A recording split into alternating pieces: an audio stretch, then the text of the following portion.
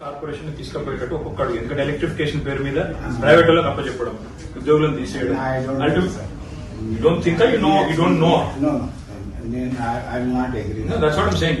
Maybe you don't know, but looks like it's a conspiracy. ఇప్పుడు cargo privatise చేసిండ్రు, electrification పేరు మీద privatise చేస్తున్నారు, నెక్స్ట్ ఆర్టీసీ ప్రైవేటైజ్ చేస్తారు. ఆటోమేటిక్ ఒకటి ఏం చెప్తున్నారు, దీనికి నష్టాలు ఉన్నాయి. రీబర్స్ పెట్టి లాభాలు వచ్చినాయని మీరే చెప్తారు, గవర్నమెంటే చెప్పారు. వాళ్ళు ఇప్పుడు నష్టాలు వచ్చినాయని చెప్తున్నారు. నష్టాల పేరు మీద ప్రైవేటైజేషన్ కార్గోని ఇచ్చేసినారు.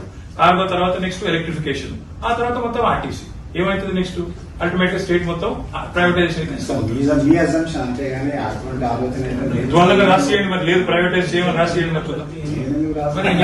మీరు చెప్తారు కదా లేదని రాసియండి. నేను లేదు అట్లా చెప్పండి. మీరు చెయ్యమని ఎట్లంటారు? మీకేం తెలుసు? మరి మీకు తెలియనప్పుడు తెలియదనండి, అంతే కదా. గవర్నమెంట్ ఇష్టం అది. ఈ రోజు వరకు మా ముందని చెప్పింది కానీ నేను అటువంటి ఆలోచన గవర్నమెంట్ ఆఫ్ ఇండియా ప్రాసెస్ ప్రకారం దాదాపు 2000 బస్సులు మనకి ఇస్తామన్నారు. బయట పోయి చెప్పాలన్నా? ఆర్టీసీ ఎండీ గారు చెప్పారు ప్రైవేటైజేషన్ జరగబోదు అని, కార్మికులకు ఖచ్చితంగా హామీ ఇస్తానని చెప్పాలి. చెప్పమంటారా? ఎండీ గారు చెప్తున్నారు ప్రైవేటైజ్ రాని అన్నాడు. కంపల్సరీ ఉంటుంది, ఆర్టీసీ ఉంటుంది చెప్పాలి.